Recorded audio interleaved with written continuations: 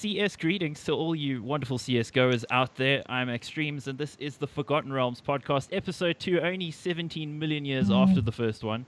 Been a bit of a gap here, but we are back. Myself, Draulon, Bleh, and new guest Nase, and we're just about ready to go. How's everybody doing? How are you, Draulon? I'm alright. Currently dying from the heat, but other than that, I get along. Well, I'm dying from the heat too, except it's winter here. But hey, Africa problem. Yeah, but the thing is, it's Hungary. It isn't supposed to be like fucking 36 degrees, right? So it just doesn't make sense. Yeah, well, somewhere that it is supposed to be warm is India. How you doing, Bleh? That's pretty cool. It's ironic that it's like 36, 35 where Draulon is, and it's a pleasant 21 with a nice drizzle going on here. So I think global warming is a thing. Everything's topsy-turvy. Everything's fucked, but it's okay. Bit of English summer rain for you there in India. Yeah, I mean that's why they came here for like 300 years, right? So. Bastards. Okay, well, yet another kingdom that was subjugated by the English, as was my homeland, Australia. Nace, how are you, sir?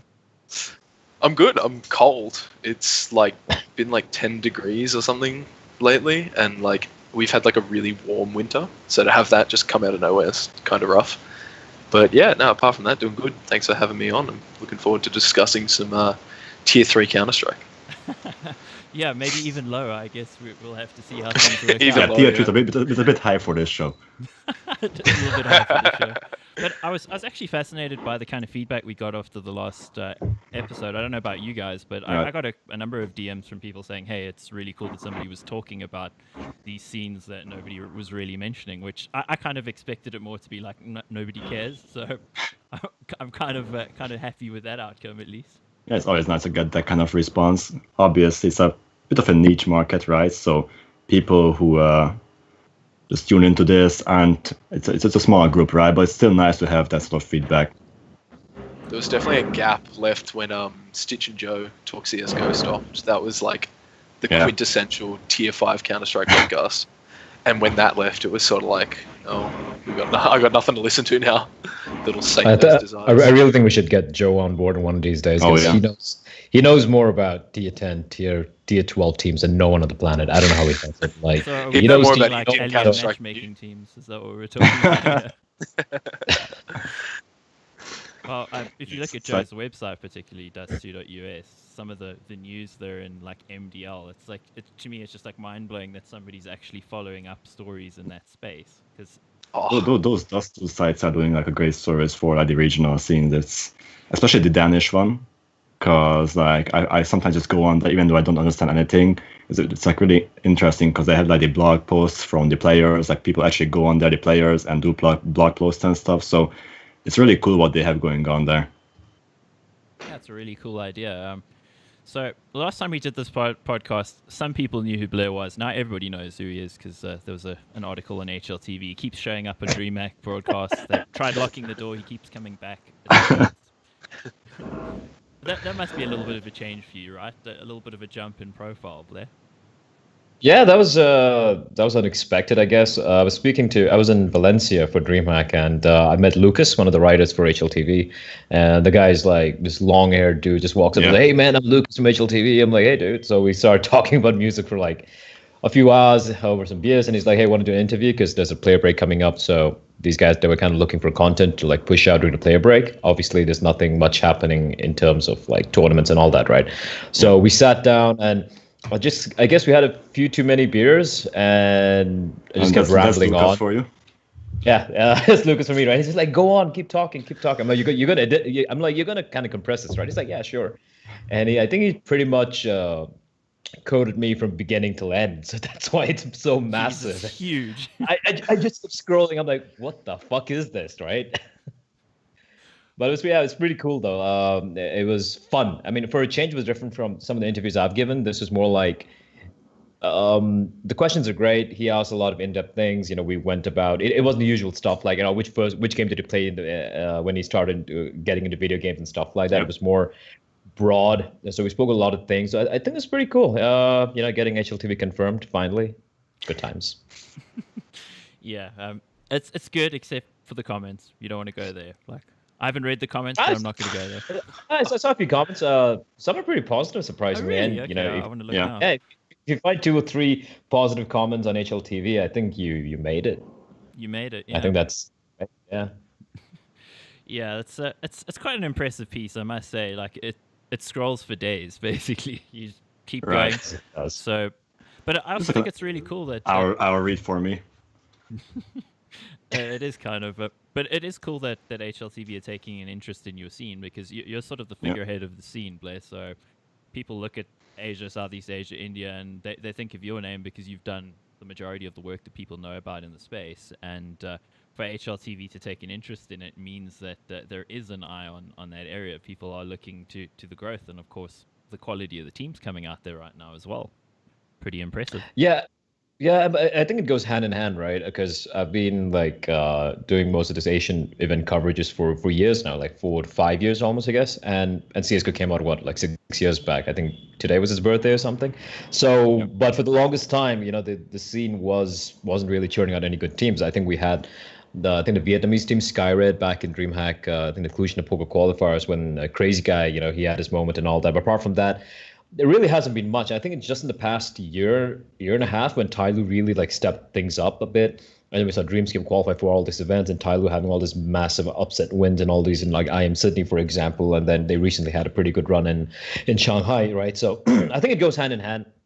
That Tyloo's resurgence also led to people keeping an eye on Asia because now they're like, hey, if this team can beat us, I'm sure teams like Flash Gaming or CyberZen or even Dreamscape are potentially dangerous, right? So obviously, if a team performs well in a particular region, eyes will by default turn towards that region. I think that's the same with Australia as well, right? And Brazil. And Brazil as well, yeah, absolutely. And South Africa as well, maybe soon. Well, we had a little blip of hope recently, so we'll go into that a little bit later. Nase, are you still here, man? Like, I am still here. Your features are particularly stoic at this stage. Thankfully, it's your video seems to be stuck for some reason. But oh, really? Yeah. Okay. Yeah. Okay. I guess my internet is just as bad as people think Australian internet is. So, jeez. Awesome. Well, we're representing Hungarian, African, and Indian internet here, and somehow ours is better than yours. What happened to Australia, first world country? No, right? Australian internet's as a joke, as far as I know. Yeah. I thought Indian internet was like really good. It is. Or am I? Yeah, okay. Because I've heard it's really good. Like the roads are pretty fucked up, but the internet works fine. So. Well, you could probably say the same for New York, basically. So if you've been there, so. But hey, that's the world at large. Okay, well at least your facial expression that it's gotten stuck on is okay, Nace. So we don't have to stop the podcast. Yes. It's slightly intimidating, but it's okay. Yeah, it's sort of like steering. It's moving for me. It's fine for me. I don't know why it's stuck for you guys, but really? Oh well. Okay. Yeah. That is strange. Skype does suck. Stop. Just Skype. Just blame Skype. It's okay. Yeah. Well, on with the show. Close. Yeah, I'm just gonna close a few programs real quick, and hopefully that. I don't know. Helps it out. I'm just gonna blame Skype and Microsoft by extension, and blame Skype. Therefore, everybody from Washington State as well. So Steam Tube, Gabe, just drop them all in there. Okay, sorry for that, guys, but let's get back to where we're actually supposed to be. So IEM Shanghai was one of the things you mentioned there. Blair, what were your thoughts on that tournament? I honestly didn't expect Tyloo to reach the finals because you have NRG who eventually won the event. They've been looking great. I think right now on paper they might potentially be the best. I want to see them play against Liquid again soon, but I think on paper they might be the best NA team right now. They're really solid as a unit, right? So I expected them to win, which they did eventually. But then you have Gambit, you have so many other teams, right? You had even BP who were looking a little promising, but then there was a weird announcement where they're like, they're going to get Snatchy in the middle of the tournament, so that was weird right there. I was impressed with Tyloo's performance, at least during the group stages, right? But it's also with the caveat that the teams they played where I think it was they played Dreamscape, I think, or who was it? It wasn't that great opponents if I remember it right? So they had a pretty easy route, I would say, and then they had an epic best of 3 against Virtus Pro in the semifinals, but then in the end they kind of fell flat in front of NRG. So a couple of good things to take away from it was the fact that Tyloo can potentially beat some of the tier 2 EU teams and all that, but I think they still lack the killer instinct, because I think that was an event which they had a very good chance of winning, right? One of the first events they could potentially win, which featured international teams. Yeah. But overall, it was a fun event. It was a great event. Yeah, ESL, great job. The venue, everything was amazing. And overall, I think the best takeaway from that event was the fact that it was a pretty good crowd. Considering it was a trade show, we really didn't expect to see that many people turning up, but it was completely packed and people like cheering, people were loud. They weren't just cheering for Tyloo, they were cheering for Virtus Pro, for example, even for NRG. So great crowd, and hopefully that leads to more ESL or bigger events in China in the future.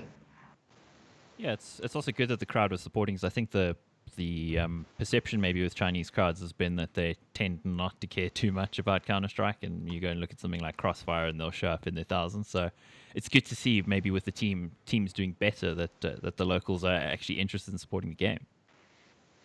Yeah, absolutely. Like we saw a lot of people, and the funny thing is, it wasn't just when Tyloo played VP. There are a lot of fans running up to Tyloo asking for autographs and all that. But VP got mobbed, like people just swarming all over them. They had to get like bodyguards and shit. So that was pretty cool, though.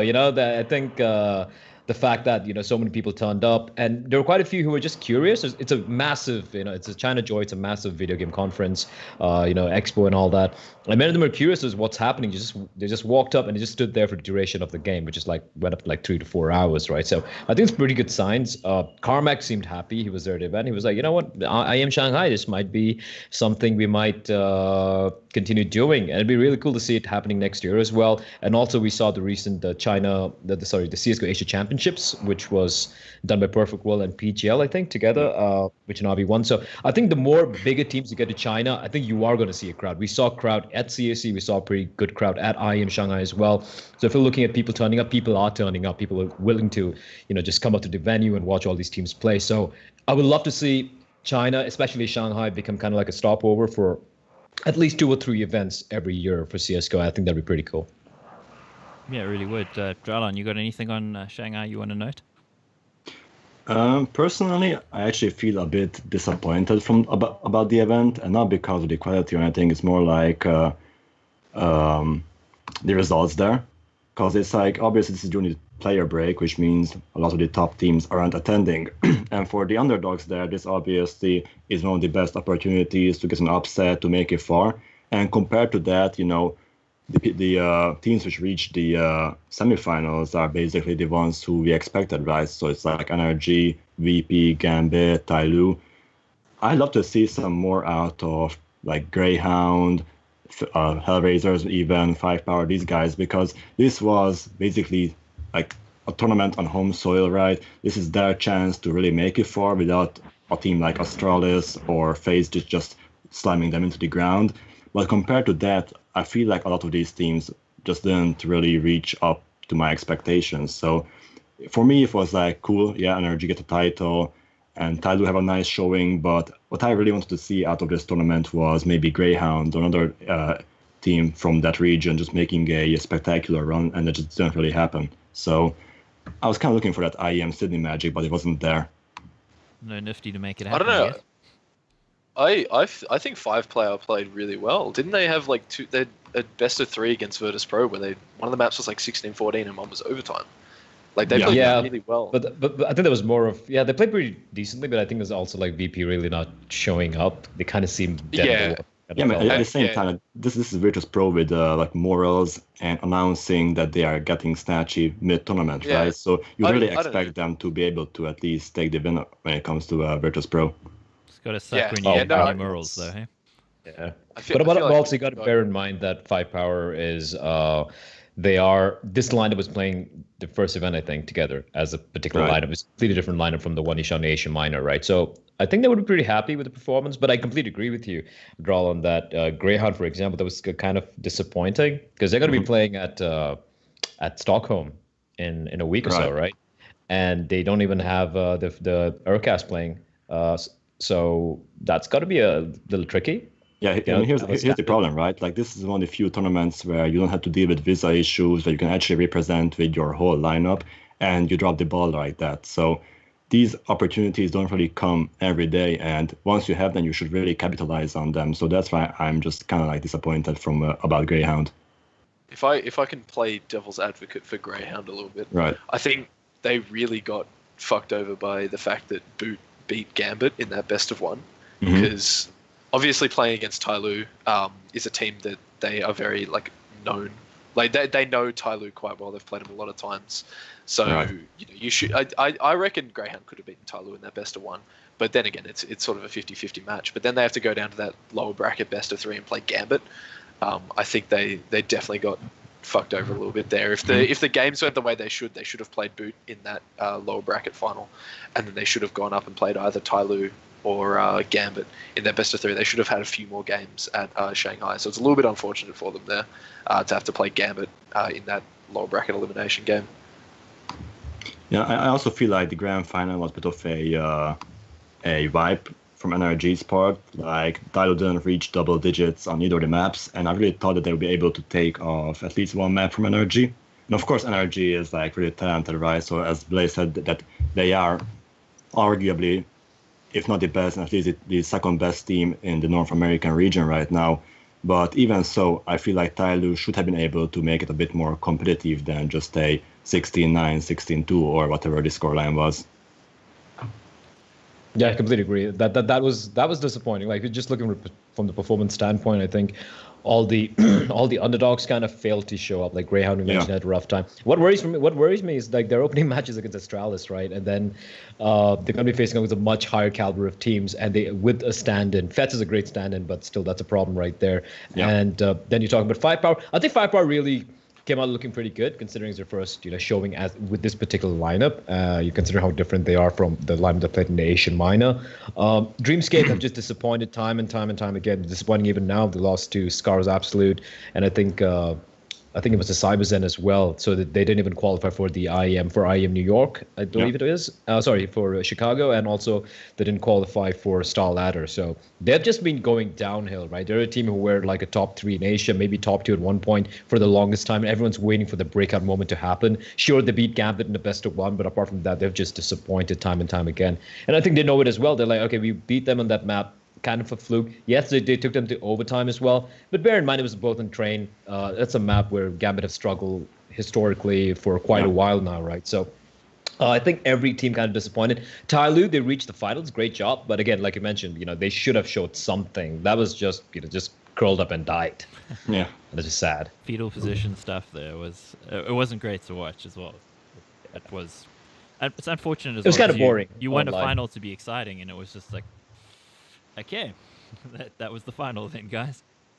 So let's hope they can pick themselves up, because there's definitely more in Tyloo than what we saw there. Cool. So we got Nase moving. That's great. Good to see that there's some life in you.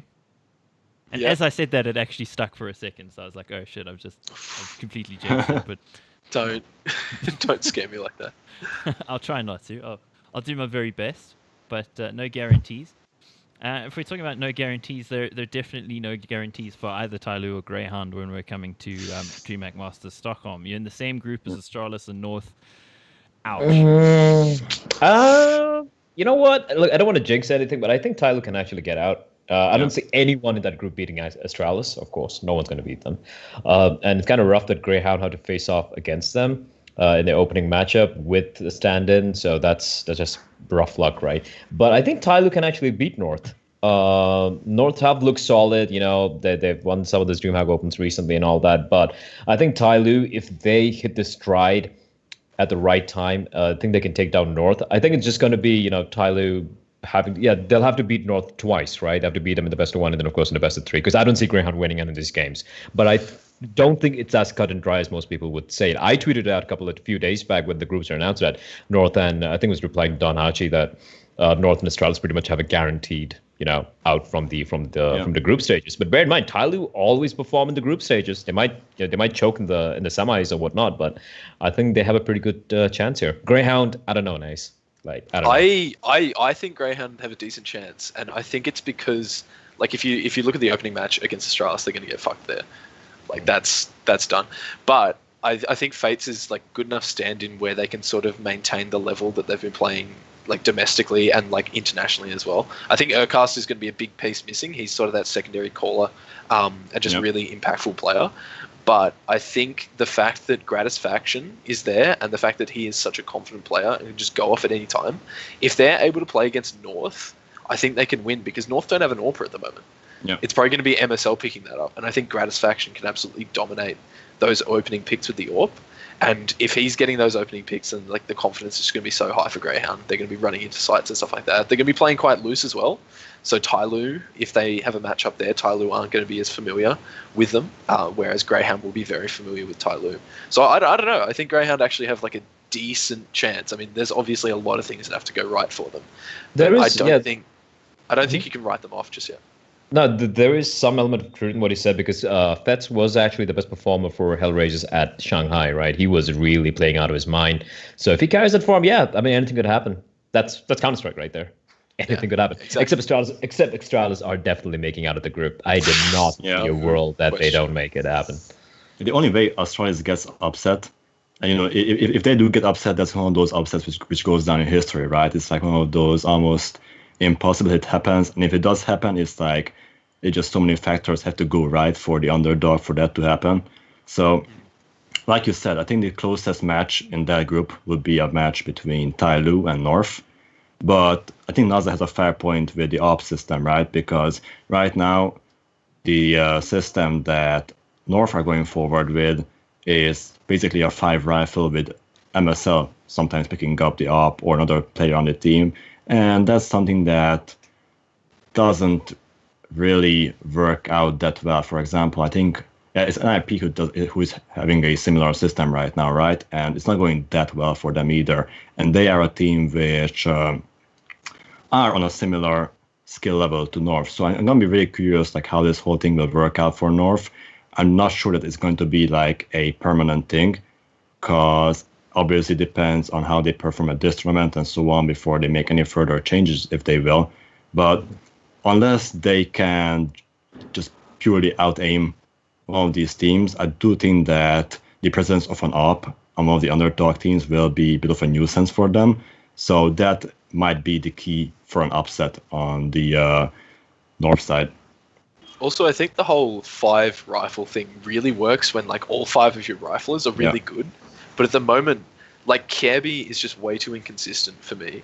AZ as well has been so up and down lately for North. He was really good at Valencia for them, but apart from that, he hasn't been great. And then you look at like Nico coming in, and Nico was a really unstable player for Optic. Not Optic, sorry. What was it? Heroic. He really wasn't. He wasn't the standout player for them at all.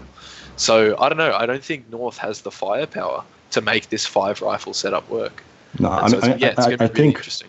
I think Nico can be a very scary player if he is if he is comfortable, because maybe he fell off towards the end of Heroic a bit, but back when in their prime, you know, when they had a Snappy, they had Valde and all these guys on the roster, like Nico was one of the main pillars of that team, like one of the main fraggers.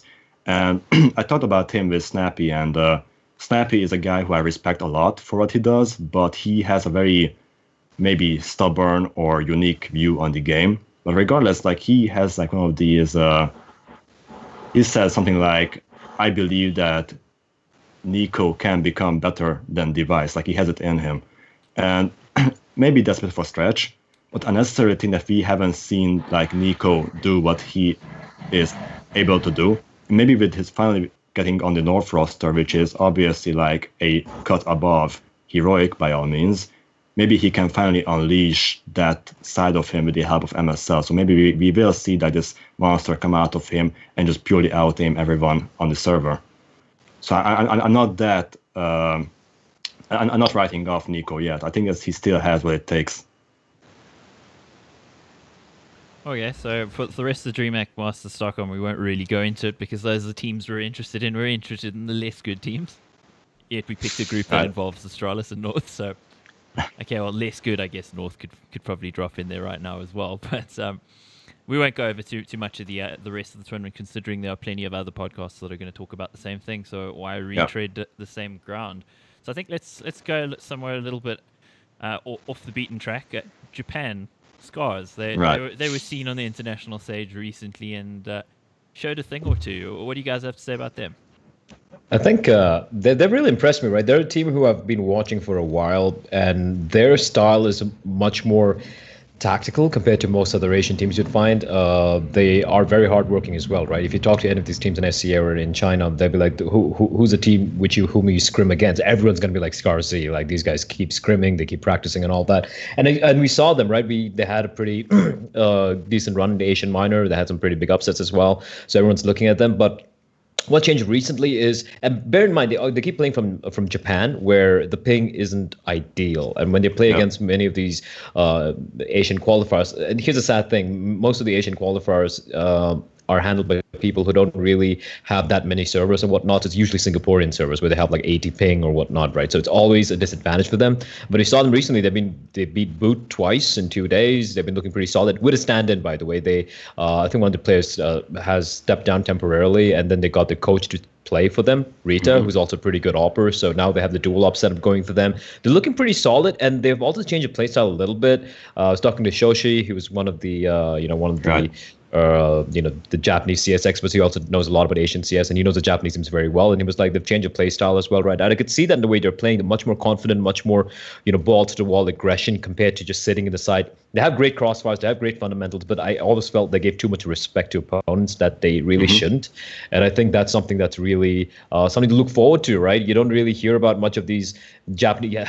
There are no Japanese teams really talk about in CSGO or even in 1.6. I don't remember any of them, apart from a couple of players here and there. And apart from MVP, Tai Lu and Dreamscape, and the Mongols are pretty much died right now. There's not many like good names coming out, right? There's no teams really standing out, and it's great to see a team from a far-flung region with not much support, playing fundamentally decent, solid Counter-Strike and improving day by day. I think that's a pretty good story that most Asian teams and most teams from other regions would want to replicate. I think it's also important, as you say, that it's fundamentally good Counter-Strike, because a lot of the time when you see teams come out of an unknown region, it would be based on some crazy bullshit, one player going crazy or something like that, as opposed to just, hey, they're doing the basics correctly. There is something to work with here. Whereas when you looked at Mongols a few years ago, they were insane at times, but it was also just they lived and died on certain players. So, and then of course said certain player went to America and mostly died. So it just didn't work out, did it? Yeah, it's not sustainable. It's definitely not sustainable. In a second, you're going to be facing off, like when things go wrong and maybe your player has an off day, everyone has an off day. Everyone. Coldzera, Simple, Nico, everyone. I don't know about Simple, but everyone else has an off day.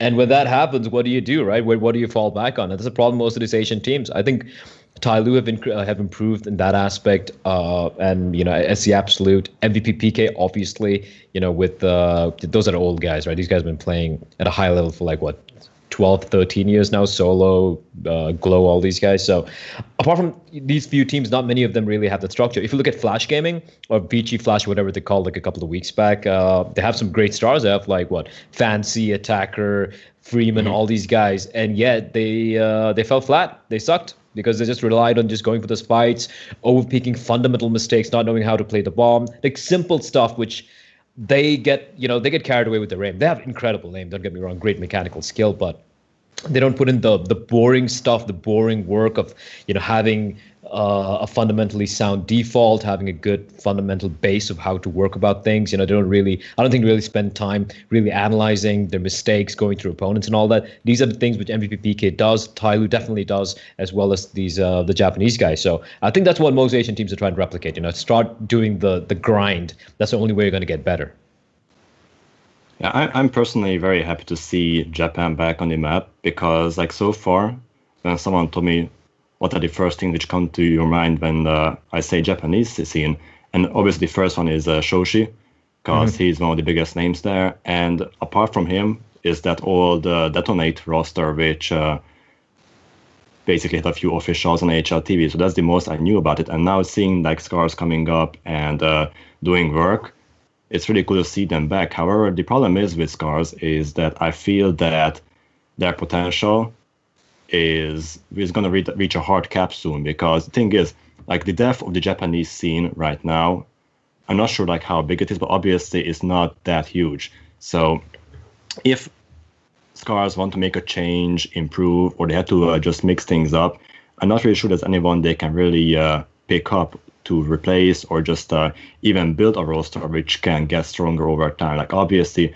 there might be a few unknown candidates, people who are really obscure if you don't know about, only within the Japanese scene. But I'm not sure if there are any people who they can pick up if they want to do like any roster changes later down the line. So sooner or later, I feel that this team is going to reach like a hard cap.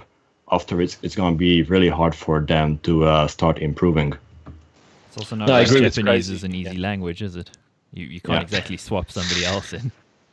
Which is funny, right? There are now that you mention it, there are a couple of players which come to mind, and they live in Japan, they play in Japan, which they could potentially try out if they need to go about it. But it's funny that they're not actually Japanese.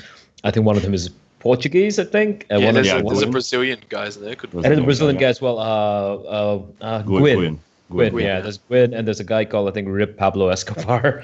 And I think he's one of the greatest names on NHL TV, right? But he's pretty decent as well. I think it's like half Portuguese or something. I'm not too sure. So it's kind of funny. So yeah, I do agree with you. If you're talking about like pure Japanese players, they're not that many. I think Soshi would be a great addition, but I think now he'd be better as a coach, perhaps, if he does want to go about it. But yeah, there's Norrison, there's Shoshing, a couple other names, but nothing really springs to mind. And I've been looking to the Japanese scene as well, and I agree with you. There's not many options unless this lineup manages to click, right? Unless they're able to like step things up, which they have. Don't get me wrong. Like one thing about Scouts Absolute that I always brought up like a year back would have been, yeah, they play good Counter-Strike. They have good strats and all that, but they don't seem to have the firepower. And then we saw them on LAN in the Asian Minor. I was kind of blown away. Like not just Laz, but everyone were having some Basa. We had Takeji. All these guys were like hitting some really, really nutty shots, right? Mm-hmm. And I'm like, okay, so they have definitely improved even from the aim standpoint. So yeah, I agree with you. It could plateau out, or they could surprise us as well. I like to be an optimist. I want to be an optimist. That's what you got to be. I just think it's crazy that like a Japanese team is able to like do so well, because I know that Japanese culture, like PC gaming, just isn't a big thing there at all. Yeah, they're very much a fighting game kind of country. So it's pretty cool that there is like a Japanese CS:GO team that's doing so well. It's probably more console PC kind of culture as well, because gaming for them is very much games console at home by the TV, PC is work. So it is a different culture, and if you look at that, it's quite interesting the parallels that it has to some of the other smaller scenes, because you'd look at Japan and say it's a hugely developed country, it's a wealthy country objectively speaking, but doesn't have that much of a scene, just because the culture in the country is let's support our local games development, which is all console. Yeah, it's quite crazy. I mean, they don't even really have esports that much in consoles either, actually. But the thing is, I don't really think that they have a choice apart from building whatever they got in Japan, because this is what my problem with a lot of these Asian teams and these Asian star players. For example, if you look at Scars, you got Laz there, the rapper, who is a clear-cut, the best player on the team, right? He's the one with the crazy highlights who gets like the international recognition. But the problem is that where can these players really go with their career? I mean, a lot of people say when they see one of these naughty Asian stars is that, yeah, maybe an international team will pick them up in the coming years, like especially for Buntet. But I think Buntet is on a league of his own. Like he's a clear cut better than anyone else in the Asian scene right now. But so if you think about these players such as Laz, Kaze, maybe all these Asian stars, is that I think the best choice they can do is just build a team around themselves in the Asian scene and try to go big with that, because I don't think they will be scouted by an international team at all. Because the reason why these players are so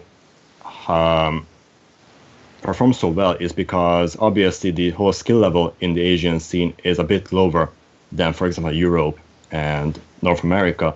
So if you get these players and put them into an international team, I don't think they would be that much better than, for example, a mid-level European player.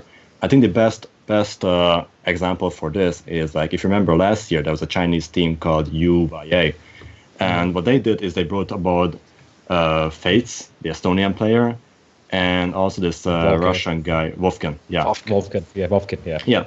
And Vovkin, like, I checked his HRTV profile back then. He had a rating of 0.6, and he didn't play like in the past year and a half or so. And as soon as this guy joined, he's like what, 26, 25 years old. So he's not even a young, promising player. And as soon as he joined UVA, he's having a ball of a time, right? He was just like fragging out. He had like 1.3 ratings all over the server, and it just comes to show that if you put like a mid-level, somewhat decent player from Europe into a Asian team, they're going to be playing on the same level as these Asian stars. So that's why I personally think that these players won't have their future in an international team in Europe, but they have to make do with what they have in Asia and really build a team which can, first of all, build themselves up, like prove their value up as a player, and be able to face off with these international teams. So that's just something that I've been thinking about lately when it comes to these Asian teams. No, I completely agree with you. I think it's also a very good parallel with the Brazilians. If you look at it now, we have your tacos. We had Peacemaker as a coach, for example. Zeus and all these guys getting picked up left, right, and center, right? But back then, no one did. No one wanted to pick up any Brazilian players. No one knew who the hell they were, right? It's only when, it's only when Keith Stars or whatever they were called over the years, the Luminosity, Kaboom, yes. When those guys started making inroads on the international scene, that's when people started noticing, okay, these guys can do stuff. And then we saw the Immortals come up after that. So yeah, I completely agree. They need to build something. And I think Benton has done that on his own. The fact that he's with the Chinese team, with an Indonesian player as well, with Xcurate, and that he's shown that he can hold his own against some of the best teams in the world. Plus, he can speak English. Now, he's someone which I would expect teams to pick up. I don't know how much his buyout is. I think it's pretty ridiculous from what I've heard. But he's someone which teams are unproven. Like, those stats are really. I think yesterday it was someone tweeted out to me saying there's this player called Davai D4V4I or something. He plays for this team called Frostfire from Malaysia, and he had a ridiculous 67 kills in in one map against MVP Carnal against another team, and everyone's like, oh my god, he's insane. But I'm like, yeah, it was on LAN as well, but MVP Carnal right now are a pretty shitty team. There's just has-beens, right? And it was a quadruple overtime game. And he's on the front of HLTV, the highest rated player of that day, of that week or something. I'm like, these are stats which are really overblown because of your opponents, because of the sort of people you're playing against, the people you're playing with. You might be decent, you might be a little bit better than the rest, but you're not worth being picked up by an EU team or even a tier 2 EU team or a tier 2 NA team right now, right? So yeah, I completely agree with you. They need to start building teams and then start to create upsets against some pretty decent opposition before other orgs, look at them and be like, hey, you know what? We want to pick you up. I mean, we're seeing in the international Asian team, there was one formed recently, wasn't there? Machine Gun with the players. Couple of Thai players. A couple of Indonesians. There was Machine Gun and I forget. Dispenser and Dubstep. Dubstep, yeah, from Philippines, and 2 Indonesians. Yeah. Yeah, from the ex-Mineski guys, right? Yeah, they haven't done much. They haven't really achieved much. I haven't seen them even play, right, to be honest. I think it's a good sign that teams are really picking up, different players from different nationalities in Asia who can speak a semblance of English and forming teams based around that. I think that's really cool. I think it's a way forward. But the problem always remains that none of these players are picking up, even the star players like Machine Gun, like Zilkenberg, like Attacker, all these guys. None of them still know. I don't want to sound so harsh, but they don't know the fundamentals of how to play professional high-level Counter-Strike. Their approach to the game is still very different from the way other people do it. I'll give you an example, very quick example. There's a team, Gosu, right, in South Korea right now. They're upsetting quite a few number of teams. They're playing pretty well. Before that, they were pretty crap. Like, they really hadn't achieved much. They were beating a couple of these tier 3 SCA teams. That's about it. And then they picked up HSK, who was playing for MVP PK. They took him out and they got in Minixita. So, Minixita, I don't know how to pronounce his name. So, HSK got picked up, and immediately you could see how much better they were as a unit, right? Because he played with Solo and Glow and all these guys. He picked up a lot of things about how to approach the game. He brought it with these youngsters, and they're already starting to upset a lot of the so-called good Asian teams. There has to be a flow, a transfer of knowledge, a flow of knowledge from experience, right? For if Ben Xcurate comes back to Indonesia and they join this team you're talking about right now, they could probably be much better than them right now, just the pieces combined right now. So I think that's what they need, and unfortunately we don't have people like that right now in Asia. Let's hope they'll filter back in time. Nase, picture stuck again, by the way, mate. Oh, really? Yes. Okay. So it's not when I alt tab out of Skype. Well, again, it's not an offensive facial expression, so I don't mind. I mean, leaving it if there, you're but okay, if you're okay with leaving it, that's fine. As you long as sort you of can look hear me. like you're just not that interested. That's kind of the facial Well, expression I'm we got very going. interested. So. Okay, well, as long as everyone who's watching can follow along with yes, he is actually interested in what's going on, then I'm cool with that. So while we're still in Asia, let's talk about Optic India. You were mentioning before we started the recording that they're undefeated in India. What? Yeah, that was the biggest surprise, right? I think the best move Optic. Firstly, like as just to recap what we said last time, like Optic entering India, I think it's more of a marketing thing because it's cheap to enter the country, And if things click, you have a massive, you've struck the iron while it's still molten right now, because there's no other international orgs entering the country. So they took the gamble there. I think it was a pretty low risk gamble overall, money wise. And this team's really performed pretty well. They haven't lost a single game. And they've been playing against, the so-called all the best veterans in the scene. And bear in mind, these guys are kind of like the rejects of the scene, the young players who never really fit in with the so-called veterans, and they have not dropped a single game. That's pretty impressive. They played quite a few, by the way. Which is still, that's the caveat there. They haven't lost anything in India. They still got to step out and play outside. But I think the best move they made was pick up a player from Germany, YB, who has played in, I think, ESC Main or something, in a few teams in Germany. He's the coach / in-game leader for the team. And I think he is the X factor. He has played in India like few years back, 4 or 5 years back, early in CSGO, because he was living here for a bit. So he does know, the Indian culture. So it's more comfortable coming down from, I don't know where he lives in Germany, from Germany. So I think that's the thing. Like, I think that's what most teams need to do in Asia, right? Get a player, but he doesn't have to be a goddamn, MSL or Glaive or something. Even a tier 2 guy, in-game leader or whatever, give him a good offer. Say, hey, you know what? 3 months. Give it a shot. 3 months. If you don't like it, you can go back. Big deal, right? But 3 months, try it out, and it's always going to be an improvement to whatever the current nature of the team is in Asia. I think that's the reason why this team is right now undefeated. We spoke about this in the first podcast, and they've actually surprised me. I think they've been doing a very, very good job. And if you look at the way they play very different style from most Asian teams. Fundamental, basic stuff, but solid, like, not going for those 1v1 fights, not over peaking. Sounds very basic, but these are the things most teams don't do in this region, right? And I've been pretty impressed with them. Actually, as you say that, I keep always hearing parallels between other scenes as well. I think about Africa, it's the same thing. I'm assuming lower teams in places like South America and Australia probably do the same thing. It's just the sort of belief in aim over everything else, and well, clearly it doesn't work when you face better teams. But it's good to hear that somebody's actually helping them level up, so to speak, because again, where would an Indian player have gone and played somewhere else and come back with that knowledge? It's a pretty rare thing. So hopefully that means they can actually kick on and potentially maybe move to play like an ESEA main or advanced or something in Europe or somewhere like that to move forward. Is that a possibility at this stage, do you think, with Optic being involved? Yeah, it is definitely a possibility. From what I was aware, like if they perform well enough, if they let's say, again, this is like hard to believe, but if they get to like be a top 4, top 5 in Asia, right? And I'm talking about alongside the likes of a Tyloo, of an MVPK, if they can hold their own against the likes of some of the Australian teams, like a Greyhound, like a Chiefs, like Tainted Minds, all these guys, which again is I still think they're quite a while away from that, but they have surprised me. They haven't lost a single game so far, so I wouldn't put it past them to not. They've been working hard, and if they reach that level, I think Optic would probably be like, hey, why the hell not, right? Why not just put them over in EU or put them over in NA, let them boot camp a bit, as an entire unit. I think they have the infrastructure. They definitely have the money as well to make that happen. So I think, this could also potentially open up windows for, opportunities, or rather, orgs, other orgs looking at this.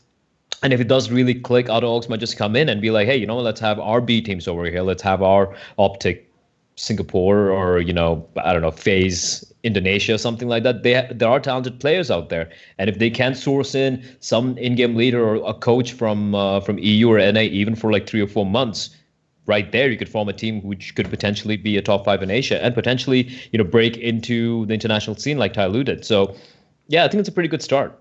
Things do look a little promising. Let's hope it goes well. I mean, in South Africa, we've seen the opposite of that scenario play out in the terms of Flipside were actually involved here for a number of years. But the problem is it's Flipside. It's not one of the other bigger orgs that's actually going to do something. So they're always in a position to have sort of a locally top 6, top 4 kind of team, but never really kick on from there. And now they just simply don't exist, as they simply don't exist internationally. Apparently they do, but where do they play? Who knows? Don't see them. Yeah, that's true, right? Really haven't heard much of them so far. I wonder what Markelov's doing. Orping apparently, but it's a little late for that, isn't it? He got kicked from the team right before they all right before Blade left. He was kicked from the team, and they were using some guy called Norbert. Yeah, it's a mess. So- It's a mess right now. Okay, All right. Wow. Okay. We need to actually do a little bit of research on Flipside, because that is interesting to me, because I'd heard that Markelov had switched to AWP, and then I guess if Anders' dream came true, and then the team ended. Yeah. Wow. Okay. Poor Anders. Wow. Okay. Well, I guess we'll move on from Asia. We've been here for a little bit. Let's move over to Europe, where Draulon's got a little bit more expertise. Probably me too, because I live in the same time zone. Maybe far away. It's a 12-hour flight, but at least it's what I watch. So hopefully we've got some things to say. And the first thing we can start with is the ESL Pro European Championship, which is it's an $80,000 tournament. So not the smallest thing. I'll bring it up on screen for the viewers as well. There are some teams that are known here as well. Like we've got AGO are invited, and then 3 teams will qualify for the actual event. Yeah. And some of the names here are like ESEA Main, ESEA Advanced, some MDL teams as well. What do you guys think of this? I mean, I'm always an advocate for these smaller tournaments, obviously, because these are the tournaments where you get these breakout performances from the younger players. It's like these DreamHack Open size tournaments, and looking at the teams here, obviously they had to go through an online qualifier first, and the top 3 will go on to the main event, I believe. And I've seen some names there, like I've seen a Dutch team, I think, and an Italian team as well, which usually you don't really see at these events. And just being there in the online qualifier and having the chance to reach such a big tournament in their context is already pretty huge for them. So I'm really interested to see how this pans out. I don't expect like huge upsets. I think like the favorites will probably move through. But even so, just like having the opportunity to see some of the more unknown teams and players performing is already pretty exciting in itself. That's a fairly big stage as well for some of these guys. Of course, guys like Taz and Kingwin, it's not unusual to him. It's probably on the smaller end of the scale of what he's used to, really. But you'd think Kingwin would be okay. Looking at some of the other names here, we've got Huronics, who've been in the HLTV news lately, because of course there isn't anything else to talk about, so a couple of player changes there. But I did cover them a couple seasons ago in ESEA, and I recall KZY being a really good player in this team. They were a top runner in main at the time, so I'd imagine they're probably going to do fairly well. The other guys I also got to point to is Nexus from Romania. They actually won ESL Southeast Europe Championship, one of the very minor things that I cast. So that team particularly is interesting, because they were so dominant at points in their championship that they were basically trolling their opponents, which is terrible. It's the worst thing in the world to cast, but that's the level of dominance they had. Their AWP guy called Zello is particularly skilled. I don't know if you guys have seen him. It's a beast. I'd imagine Nexus, if they play properly, could make it through, but if they try to Zeus and knife everyone, I'm not so sure. But I think the question here is, like, who knows Fish 123? No. Well, not Anyone? even Not even players. Because I know most of these guys. It's just a UK mix, isn't it? Yeah. Yeah, but I don't know anyone. Like, there's nothing listed on HLTV, so It's I'm probably one of those mixes which will like form like a few days before the event actually starts, and then we just like see a bunch of random people in it. Like, I mean, if it's a UK mix, almost definitely will like have Robin. Like, that's almost given at this point. Yeah, that's true. Liquipedia says Surreal, Crucial, Stanley, EC1S, and TSAC. No Robin. Yeah. What? No Robin. Yeah, it's wild. That doesn't. Robin's He's playing in, Robin's in playing for Endpoint. Yeah, so yeah. Oh, okay. he's playing for UK. Oh, okay. Okay, that's interesting. All right. So looking at the I think teams it's there, pretty cool. it's interesting, but LDLC as well. Like, does anybody know anything about this team? Because looking at the names, it says Zaiwu, but Armanek and Yeah, I mean, Duvek now, don't they? Zaiu's no longer. You mean there. so that's yeah, Triple yeah. A. That's Sorry, Triple A. Triple A. Yeah, Triple Triple A. A, yeah. Yeah, I don't think they're gonna do much with Azaru. Like he's the only player I've really noticed when they played. They played a few games, right? And I think with him now leaving the team, I don't really see these guys. None of them really stood up for me. But if you talk about LDLC, sure, they don't have existence with them anymore. But I think as a unit, I think they'll be one of the bigger teams to beat here in this tournament. Toinu, Alex, Amanek, David Beck, like these are pretty solid players, and I think they're a couple of levels above most of the teams playing this tournament, right? But yeah, I do agree. It's pretty cool, you know, when you have. I'm not a big fan of having tournaments where they're only like tier 3, tier 4 teams, where it's really hard to gauge where they stand against each other, right? But then when you have a Kingwin, if you have an LDLC, a Euronics, right? That's something to gauge against. So I think it's pretty cool. I would have loved to see, you know, 1 or 2 other teams. I think Ego is going to be playing on the LAN, right? He's going to got AGO waiting for them. Yeah, so I think that's pretty cool. So you know where they stand, right? Yeah, it's not going to be just a clusterfuck, so to say. Yeah. Yeah, I'm really interested to see how this Italian team will perform. Like I've never even heard of these guys before, so they will. Really good. They will be an interesting one, and obviously I'm gonna be rooting for my boy Zello because he's a beast. And if he gets that LAN, final, I think he can actually put in a lot of damage there. So that's gonna be really interesting as well. He kind of. How tragic is it? You first, sorry. Sorry. I was just gonna say, how tragic is it that Cosmine's stuck in Epsilon contract nightmare? Because Nexus, like if he was on Nexus as well, this would be like a really good team. Zello and Cosmine popping off. And BTN also does. Yeah, BTN's good as well. Yeah, it sucks because this team could be. I feel like this team could have a lot more firepower.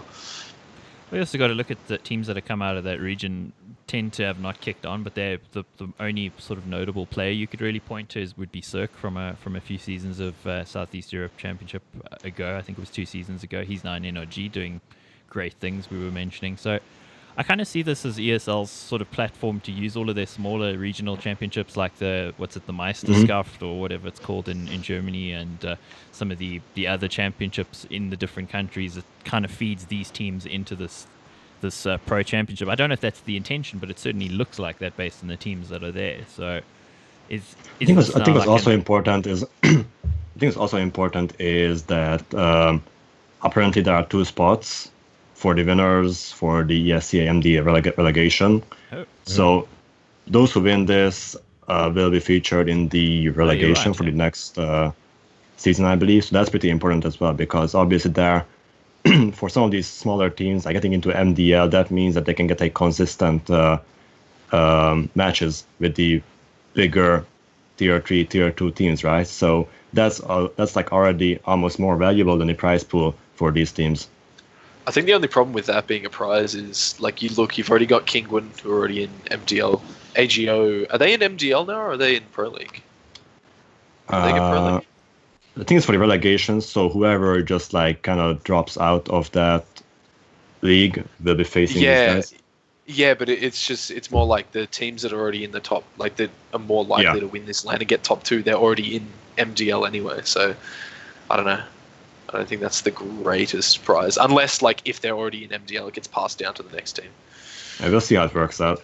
Well, there's also $80,000, so I'd be pretty happy with a slice of that. So. Solid amount of money. I wouldn't be too phased by that. The other European thing we could talk about very briefly, but I'll probably gloss over it a little bit because it's the ESL Meisterschaft final, which is Euronics against Sprout. The only issue I have with that is Euronics have just changed 2 players and Sprout are fielding 2 stand-ins, so I doubt the quality of Counter-Strike is going to be that good. I don't know what you guys think about that. I think the only interesting thing really for that match is how the Sprout youngster Singed will perform. Because I had a chat about this with Zest. I don't know if you know him. He's like a figure in the German scene. Casts most of the Meisterschaft games in English. And we were talking about, like what to expect from this whole thing here. And really the only thing that I'm interested in right now is how Singed will perform. Because apparently he is like this young German wonder child who I think is 15 years old. But they only use him for like the Meisterschaft matches because I think you need a German team, like majority German team for that. And right now they are majority Danish, I believe. So yeah, so this is the first time I think we will see this kid on a bigger stage. So seeing how he will perform is already pretty interesting for me to. So if I'm tuning in, that's probably why. That's what you want to take from it. Is how's he going to do? Is he going to be the next young German prodigy or fade into obscurity? Because Sprout is hyping him up as like a really talented young kid. So I haven't seen him play yet because he only plays in the Meisterschaft games and I don't watch those. So that's gonna be pretty interesting for me. Okay. Yeah, sorry. No, nothing. I think the lack of Percy's not going to be playing, right? So I think that could be a big factor, though. He's always been, like, everyone's talking about NATO and NATO Safix and Dennis and all these guys, right? But I think Percy has been a quiet rock of the team, so to speak. So I think him not being there, I mean, two standards, it's really hard to really gauge much from that, to be honest. That's also, I think Euronics are using their old lineup there because of roster locks. They have to use. Oh, are they? Okay. Yeah, so they're still using their previous lineup.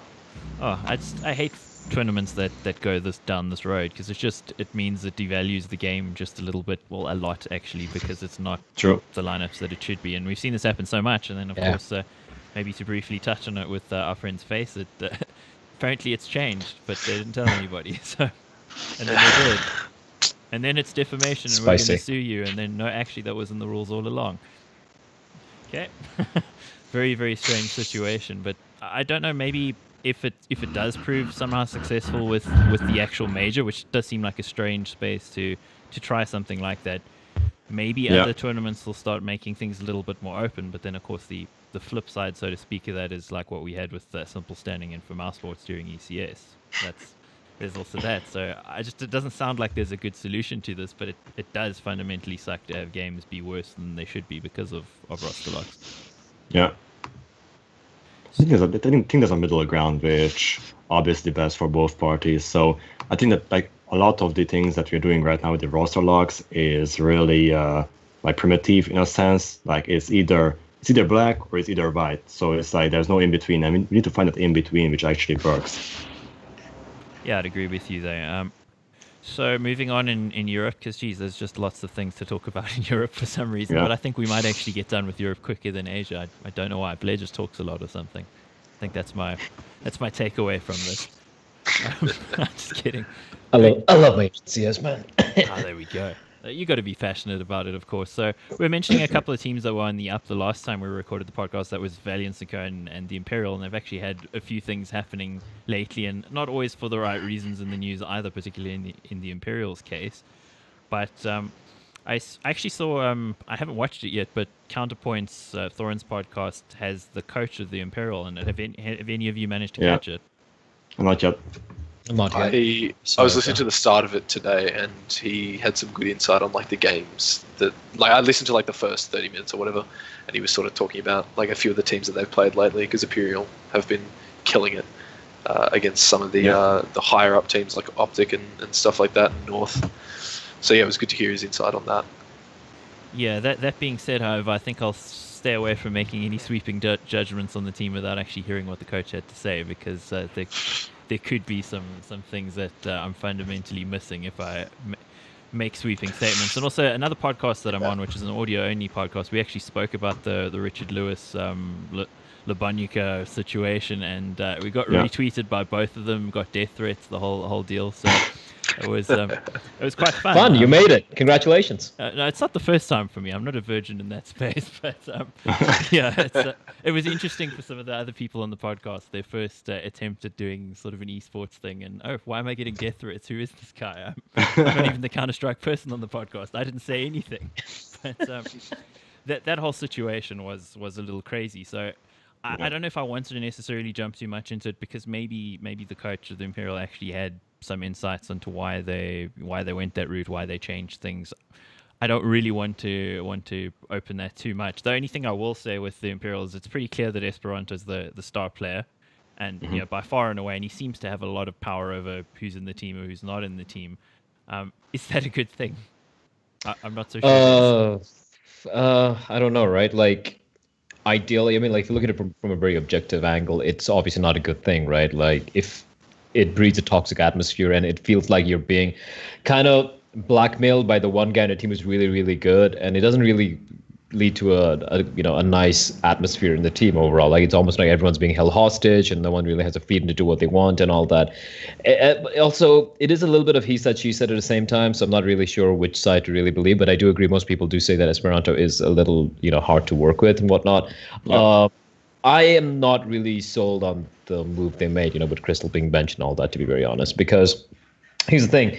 Even if Esperanto's here and now, you still retain your star player and everything, how is the rest of the team going to look at it, right? It does kind of like, let's say you get another new in-game leader and suddenly he doesn't, his calls aren't really leading to wins, and Esperanto's like, I don't want him, kick him out as well, whatever. And would that happen again, right? So if you're going to get a new in-game leader, if you're going to get new players in, will they have the freedom of thought, the freedom to really function the way they want to do, which is the reason they got them on board, right? So it leads to a very negative atmosphere, I feel, overall in the team.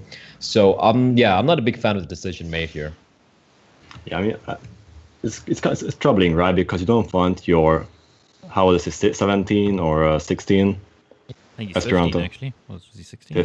Wow. No, I think it's 17. Yeah, you're right. Sorry. Yeah, you don't want your 17-year-old star player holding your teams by the balls, right? That just feeds his ego and just it's bad for him, obviously, and it's bad for the team as well. So I hope that this is not the case and they actually have some more reasonable approach over there. But I haven't watched Counterpoints either, but I know that their coach Neil is a pretty reasonable and intelligent guy, so I assume that he does have a hold on what's going on over there.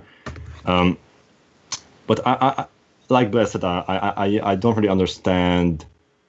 I mean, I do understand now, but I don't think that removing Crystal is necessarily the right move. Like I think that things could have been worked out there, and up until that point where the whole drama came out, like you didn't even think that there was this sort of problems on the team, right? So they performed really well at that DreamHack event, which they ended up winning, I believe. Like Esperanto was going lights out, so they were on the right track from an outsider perspective. But once the whole drama surfaced, obviously we found out there were the other problems on the team. But right now they have Haji and the other Lithuanian player, Pong. So I'm not really sure what to make of this team right now. Obviously, they have been bringing in results. So as far as they bring in results, fair play, I guess. So I'll just be sitting back and watching like the course of this team, like where they will go, because right now I'm really not sure like what to expect from them at all. Yeah, absolutely. Nace, you got anything on it, or? I don't know. Imperial's a team I really like watching. I've always been really fascinated by the Baltic scene and like mainly the Lithuanians, because it's just a region that's just never been to a land before, really. So it's really cool to see Poon getting a chance, because he's a player I've watched quite a bit when he was playing for like Skitlight recently and like those other Lithuanian teams. And then Haji's really good. I think Haji's a really good player. He showed a lot of promise when he was playing with that Envious lineup. So it's good. And I think Nexa as well is a player that's been underrated here. He's not really the one that's being talked about a lot when it comes to Imperial. He's definitely overshadowed by like Nookie and Esperanto. But I'd say he's doing the in-game leading, considering he did that for the first little bit of Renegades. Mm-hmm. I'd say he's the one making the calls, and I'd say a lot of the stuff going on is like by committee. They're sort of just all working together to come up with a decision. And then Neil's obviously having a lot of input there as well. So it's going to be interesting to see how they do at Star Series in the coming months, whatever that is. I don't know. I don't think Crystal kicking him was like the right move, but at the same time, I don't know. It's a bit weird that he's come into this Ghost lineup and he's not in-game leading. I think that's a really weird decision, and it might speak to how much impact he was actually having as a caller for Imperial. Yeah, that is an odd one, but you also look at Ghost and say, well, Steel has got all the fragging going on, and he's leading. Maybe he should give over the in-game leading to somebody so that he can frag out. But the important part about that move is that it does open them up to participate in majors, right? Because that means that if Steel can't lead the team to majors, for example, he has to wait out the major, then Crystal can stand there and say like, okay, I'm going to take over the leading for this one tournament, right? So that's already a pretty important thing for them. Yeah. We've seen before Crystal like rifling and not in-game leading in the past when he was doing. I think he was doing that for Sprout a little bit, or maybe it was Penta, one of the teams. There was definitely a time when he was rifling and not in-game leading. Sorry, at the same time, definitely did not go well. He's very much an AWPer if he's not in-game leading. And if he is rifling, he needs to be the in-game leader. So yeah, it's gonna be interesting to see how he goes with Ghost there. So the one guy who's being left out in the dark here with the Imperials is Tensky, and I've got to ask, what did the poor man do to deserve that? He's just sort of the journeyman, and his journey has now continued, and is probably going to continue elsewhere, because he's kind of like the poor man's Rubino in a lot of ways. In that, from Denmark, he's the supportive guy who's just going to do what you ask him to do. And what did he not throw a flash for Esperanto on a particular day, or what happened? He definitely swore allegiance to Crystal, and then had to walk the plank along with him. Jeez. Yeah, I feel for him, but he's still relatively young. He's one of those players who could probably move into back to a Danish team or another mixed European lineup who could bring some experience, because he does have the pedigree of having been in Dignitas back in the day. So I think maybe he's still got some value to add, but clearly they don't think that he does in this team. I with the way Gage has been very underwhelming for Optic, I even think that Tensky would be a great addition to that team as well, considering they are sort of lacking that supporting element. I think Tensky would be a really good addition there. That's a pretty good point. What do you guys think? I don't know. I personally wouldn't touch Optic just yet. I think Gade is on a trial there, I think. So either way... trial for a long time. Yeah, but they have like a set period, right, where...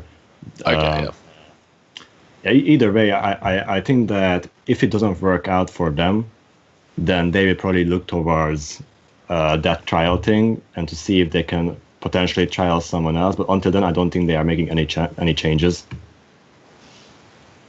Okay, we'll see how that works out. Sorry. No, I think for Tensky, it's like we've seen his name around for a long time, right? He's been like just amongst all these teams, mixed teams, Danish teams, and all that, but he never really stood out ever, right? I think the reason that we're talking about, he maybe belongs in the team, is because he's been around for so long that we might kind of be biased in a way that we're like, hey, you know what, he's a good player, but sometimes I don't think he's a good player. I just think he's good experience. But that's the thing, right? So sometimes it enters people's minds that, I've heard his name so many times on so many, teams and lineups and tournaments that, you kind of think like he's someone who deserves to be in a team, but does he really though? I mean, I think he was a pretty good fit for Imperial. I think he was working well there. I'm not sure why he was let go, but if he's let go right now, I don't see him. I'll be very honest. I don't see him entering the likes of an Optic or a North, any of the teams of that caliber right now. Right? Probably he would have to start, working around like a Valiance, for example, or some of the lesser known teams, someone who would want to pick him up,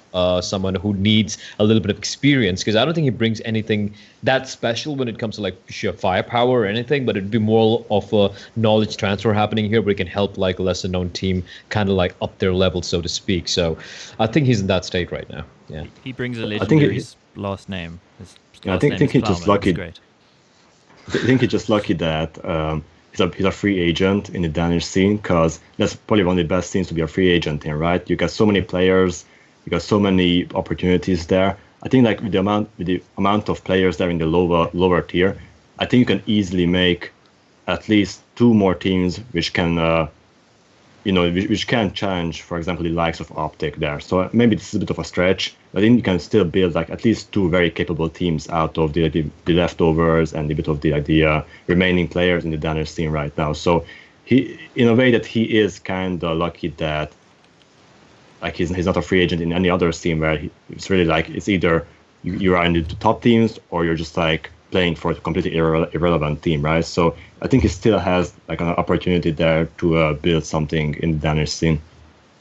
For sure. Well, there's also teams like Fragsters as well who've shown some good moments in tournaments lately. They've got a couple players that also look particularly good, like Staven and Refresh. Dragonfly, yeah. Also, they also sort of rose at the same time as the Imperial Rebellion, so they may be a team we should talk about a little bit more in the future. But since it wasn't on the script, I'm not gonna jump into that too much. We'll go to Valiance quickly. They're replacing Neno there with Jazar. I'm not going to go into that too much, but Neno is one of the players who's been around in their team for quite some time and in that scene for a long time as well. So they are trading out a bit of experience, but from what they saw, the only thing I can really say about it is apparently the player found out from Twitter that he's cut. So It seems to be how things are going these days. That is which, the worst way to go. Yeah, it really is. It's you either find out on HLTV or on Twitter. It's nobody has the courage to tell you. So we'll see how Valiants go, but I don't see him as being necessarily that integral a piece to that team. He wasn't one of the stars, more one of the journeymen, I'd say. So I think Valiants are probably going to be more or less in the same space. I think they moved the in-game leadership to Letney, but Yeah. overall, I know. yeah. I personally disagree, maybe, because I think that this might have some more serious ramifications for their tactical side. Because if you did read, for example, I think it was Professor who wrote this in-depth feature on them back earlier this year on HLTV, and like adding Nino, and like he was the one who like really built out the whole like more structured tactical side, right? So I don't know if changing him out at this point will change a lot, but I do think that they will have this transitional period where they have to like get accustomed to the new in-game leadership. I don't think they will change much tactically, of course. So they will continue what they did so far, and Jazer is quite an upgrade for the frag power. So I'm just not sure if they will have a very like fun time trying to work out the whole tactical thing on their team, because Nino was the one who like really built this out for them, and replacing him right now is going to probably make things a bit harder for them on the short term. But on the long term, however, they got Jazar, who is one of these more skilled fraggers. Like he was one of the people in the Swedish scene who we always thought of him like as one of the more exciting prospects in the scene, but he never really got that big opportunity, right? I think he played for Chaos, Pronax's team, but then he was let go when they released him and Benny, I believe. So, yeah, we haven't really seen him play in a Serbian team before. Like, obviously, I didn't even know he could speak Serbian before this. So that's going to be interesting. So far, we only seen him play in the Swedish scene. But either way, I'm glad he got this opportunity, because I think that he can be a valuable asset for a team like Alliance. They're going to have a deadly double AWP setup, because Jazar was an AWPer back when he was on like Fnatic Academy. And then you've also got, what's his name? Impulse. What's his name? Impulse. Yeah, that's his name. Impulse. Yeah, those two double AWP, that'll be crazy. So I think it's going to be tough for them in the short term, right? Just working out all the new changes and stuff. But if they can get the ball rolling with Jazar, then they will be a level above what they were previously. Also, you got to also look at the coach side. He's got plenty of experience. He knows what he's on about. So with the change in in-game leader, he's probably going to manage that and make sure that the transition is there, so that the additional fragging and maybe the loss in leadership is offset. So we'll have to see, but I think he is definitely one of the better coaches around. It's interesting that he's with this team and not a team that's in the same league as some of his former charges. So could be a entire Balkan thing as well, maybe. Yeah, could definitely be. You can live at home instead of living on the road, so to speak. Yeah, because he's been with Renegades for quite a while now, right? And maybe he was like, no one really knows why he left Renegades, but it could also be a little bit of homesickness. Maybe wanted to spend some time at home. And they were like, hey, we're a pretty decent team. They are a pretty decent team, right? And it's a Balkan team, so maybe he was feeling comfortable coaching them. So it kind of makes sense from that angle. It could be something else entirely, of course. Yeah, I think we'll need to move on, because we are making this a long one. I don't know if you guys do want it to be a 2.5-hour podcast, but I'm not so partial to that. I'm trying to hit it at like an hour 30 maybe, so we'll see what we get to. All right, you got to give me a second. I'm just going to plug in my charger. My laptop's dying. Okay, go for it. Just a minute. So I think we'll sort of not talk about AGO since we spoke about them last time. We'll maybe I think we could jump to Africa maybe. Okay. Do you want to talk about Big at all, since that all happened after? Yeah, we can talk about Big. I think maybe ENCE is worth a mention as well, but it also may be a really long conversation. So I'm not sure I want to go there, but we can. We'll see when Bleh gets back. Nase, you can speak up a bit more, bud. Like you're fairly quiet. Like talk more, like louder. No, just talk more often. Just talk more often. Okay. Yeah. I'll do my best. You're trying to be polite. Don't be polite. Just speak over people. This is esports. No one is polite here. And we're back. Cool, sorted. Okay, so we'll quickly take it along. Quick mention of Ents. They looked particularly good at times in the last few months, and then when it really mattered, sort of didn't. But Yeah, I was very quick anecdote would be I was with Natu at the Asian minor, and I just finished with the Asian minor, so I was sticking around for a couple of days with the EU minor, right? Because my flight was just after the EU minor, and just speaking to him with regards to the performance, and he was like, it's okay, it happens. They're still young, they're not disappointed. Like, one would imagine they'd be disappointed, but I think the biggest problem with Ents is they have all the right elements. To have someone like Natu, who's such a legend in the scene, who knows so much about CS and how it has to go. Then you have Alu, who is, of course, supremely experienced at the highest level of CSGO at the very least, right? So they have all the right elements. I think it's just about the fact that nerves, and I think they struggle with closing things out. And I think it'll just get better with time. I don't see any changes taking place in that particular lineup. I think they're pretty happy. Sure, the Asian minor was a disappointment. Hey, guess what? Sorry, the EU minor was a disappointment. Hey, guess what? Another minor is coming up in like a few months' time. So I think they're pretty good right now. They're in a pretty good space right now. Yeah, I'm not too shaken by their failure at the Asian minor. I mean, the European minor. Like, obviously, I like how everyone's like just going to Asian minor. Yeah. Yeah, so I'm not that shaken by their performance there. Like, obviously, I'm surprised that they didn't make it through, but hey, it is what it is, I guess. But either way, like, they have all the cards needed to make it work, right? So I don't think that they are that shaken by it either. Like, obviously, sky's the limit for them right now. They got Sergey, who I'm really glad he came back from his retirement. Like, I knew that's not gonna just go on forever. They got Alexip, who like I talked to Natu about him earlier as well. Like, he is like a breath of fresh air in the Finnish scene.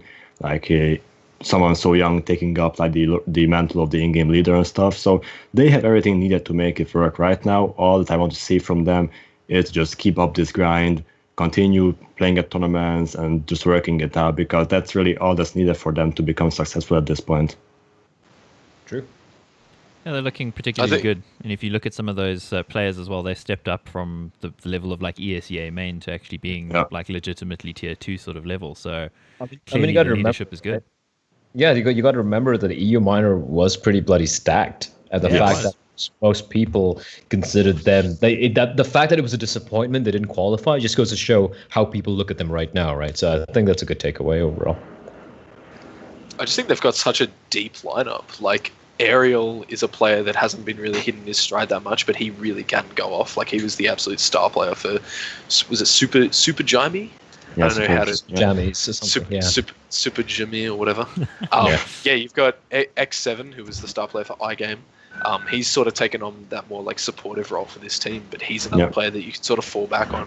If Alu and Sergey aren't popping off, then those two certainly can. And then Alexi B as well, as an in-game leader, he frags pretty hard. So it's really cool the fragging depth that this team has, and if one player isn't going off, then there's another that can sort of step in. They're not one of those teams that is really reliant on one player or one or two players stepping up massively to get a win. I was also pretty heartened by the way they played us too as well. Like, that's actually a pretty good strength to have, considering the teams that you're likely to face in the future, because not a lot of guys are grinding that map, and they look particularly good on it at the moment. So I think they're 8-1 on Dust 2, so that's really good. Yeah, I was super impressed. I really thought in that final series that they lost, that they had it, because it started with Dust 2. I'm like, okay, yeah, boys, here we go. And then, of course, there are two other maps, unfortunately. So we'll see how they go. But I think overall the team really looks a lot better than the previous iteration of Ents already, and it's so early in their development. So I think encouraging signs. And then talking about encouraging signs, we have to talk about Big just slightly, because of course Draulon, who's rather intimately involved with the org. If you were watching his tweets during ESL1 Cologne, it was just Big only. Just well, Big. right. Yeah. I mean, it's ESL1 Cologne, the German team, it's GOB, home crowd. Everyone's very excited. Yeah, I was excited. It's a dream, right? It's a dream come true. I think it was one of the greatest underdog runs in CSGO we've seen so far. Perhaps the best. Considering how competitive it's right now, it probably would be, in my books, the greatest underdog run in any big event in CSGO. And I'm looking forward to seeing more from them. It's going to be a fun major. Yeah, absolutely. So, Draulon, you involved with the players, you know them quite well. Maybe give us a little bit of insight into how they were feeling going through this tournament. Because, of course, you look at it from the outside, it's an amazing run. It's incredible in front of the home crowd. It has all the storyline elements there. Was it like that for them in the team, or was it where they're just sort of focusing and doing their thing?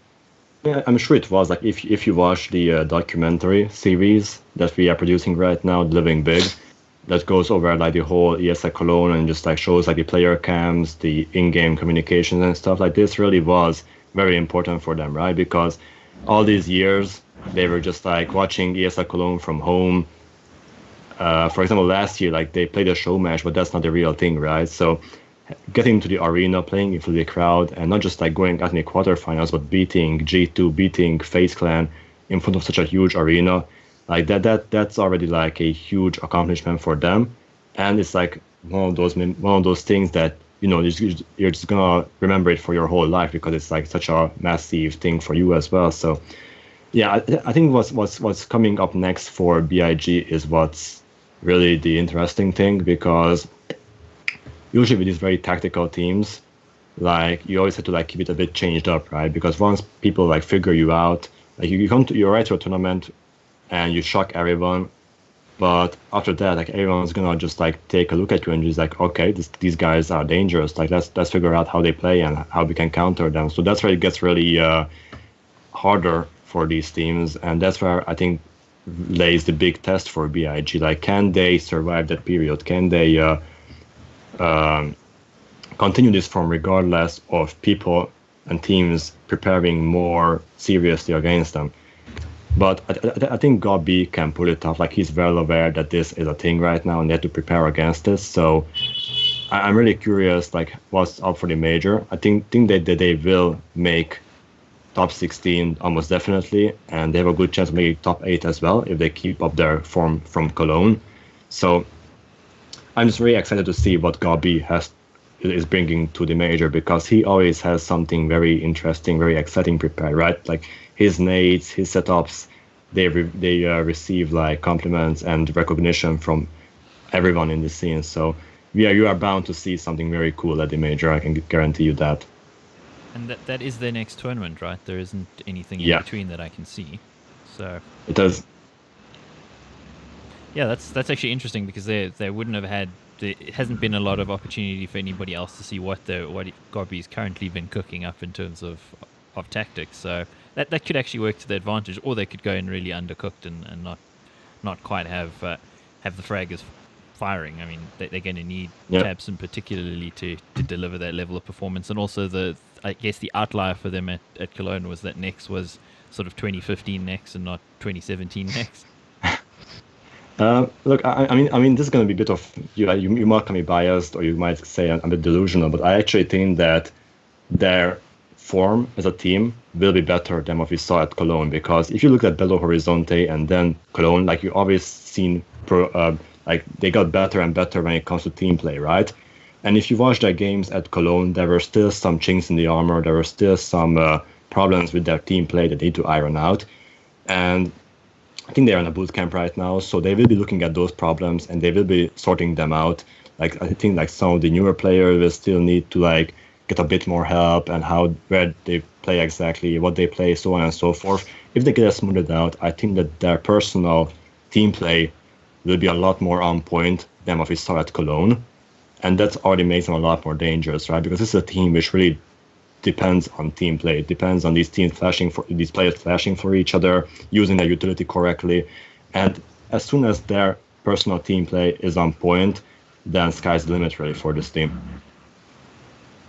Cool. I think that's probably us on Europe then. Anything else you guys want to say, or can we move on? That's it. Okay. That's good. Your face, as usual, Nase, is impassive, so hard to tell. But I shook my head thinking that you'd be able to see it, but completely forgot that my face is frozen. Well, could be worse.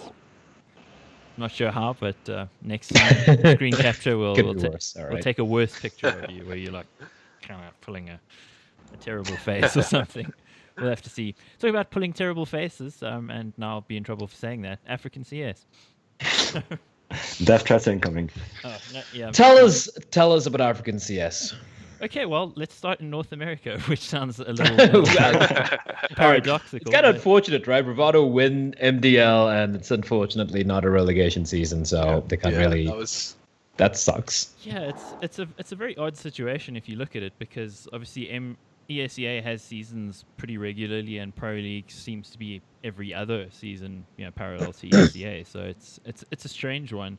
I think it's good for them that they won it, because if I'm honest, I really didn't think that they would even make the playoffs in their first season, and people would be again upset with me because local fans want to believe that our teams are the best in the world when they are clearly not. But at the same time, Bravado, I think, we've benefited a lot from having a very focused approach to being in a foreign country, kind of like other teams who've relocated, where all they do is play CS and they're working towards getting better. So that has definitely been to their benefit. If you look at a lot of the MDL teams, they almost seem like these sort of party good time vibes kind of teams, where it's like, okay, well, we show up, if it wreck a few heads, go and play some FPL afterwards. Whereas it seems like Bravado's approach is a little bit more professional in nature, probably because if you look at MDL, half of the teams are teams that are getting some degree of salary or payment, and other guys are just there who happen to advance from being better than they thought they were going to be, or something like that. So looking at the bracket that they got as well, like they faced Dignitas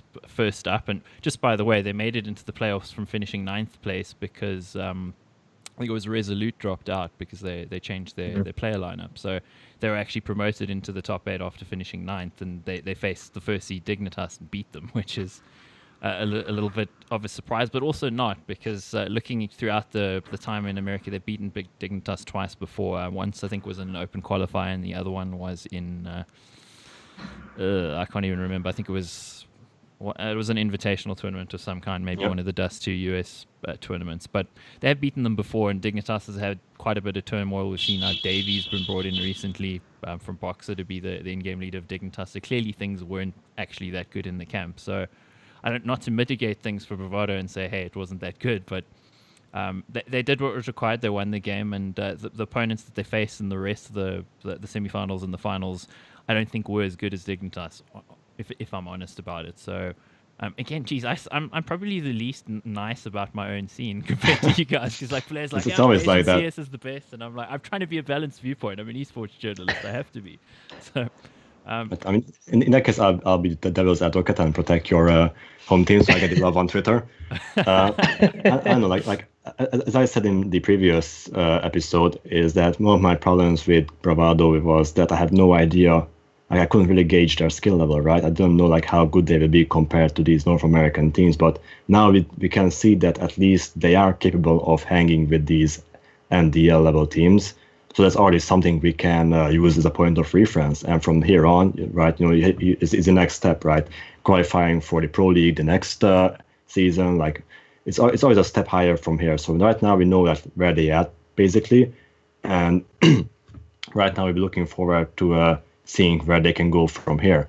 The only thing that I am missing right now is to see some LAN performances out from them, because I think the last time we saw them at a LAN was WESG earlier this year. So since then, like we haven't really seen much out of them, and I would like to see them at least at like a DreamHack Open type of tournament, see like what they can do at a LAN event. Can they pull off similar performances? That's what's really important for me, at least.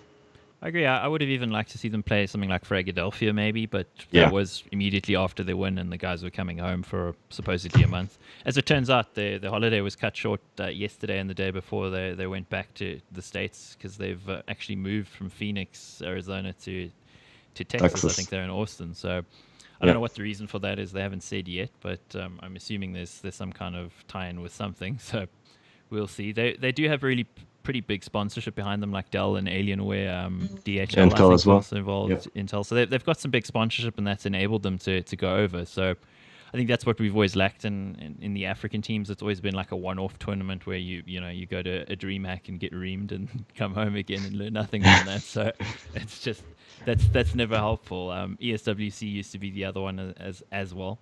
But for them, if I look at them, I kind of feel like winning MDL, if they can sort of be in the top 4 again next season, I think that would still be progress, because this run was a little bit unexpected and probably improbable. A couple miracles that took for them to make it. And credit to them, they took it with both hands and they did what was required. But they need to do it again. And if they can do it again, then I'd be really positive about their prospects.